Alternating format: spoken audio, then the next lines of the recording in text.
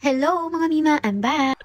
Medyo sinipag lang mag-voice over today. Consistent pa din kahit madalang basta tuloy lang kahit anong mangyari. Kahapon ngayon nagpunta kami sa Pure Gold dahil bibili kami ng gatas ng bibilihan namin. Bago nga ay kumain muna kami dahil hindi pa din naman kami nagkaagahan. Pinagsabay na namin ang lunch. Walang kalikot-likot, diba? Pasensya na sa voice ko dahil kung hindi nga magkakasipon ay allergic rhinitis na naman ako. Syempre, kulitan time habang naghihintay ng order. At eto na nga, family meal nga palang in-order namin para may maiuuwi kami kay Ate Sia.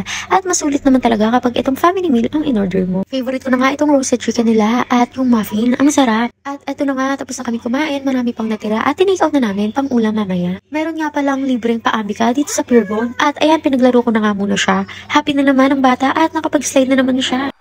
By the way, ako lang pa yung feeling guilty kapag may hindi ako napapahirap tapos lumalabas kami. Pero syempre, I realize na hindi kailangan palaging oo. Tapos sa huli, ikaw yung magigibit. Syempre, may mga needs din kami at talagang yung mga gusto naming bilhin ay hindi naman namin nabibili.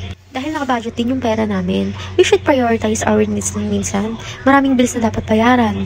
Yung negosyo naman namin ay paikot-ikot lang. Mas malaki yung bills kapag nagne-negosyo ka, no? Yung electric bill, tapos yung puhunan mo sa negosyo mo. Tapos syempre, may mga anak ka na kailangan mong unahin. Hindi ko alam kung bakit kailangan ko mga paliwanag.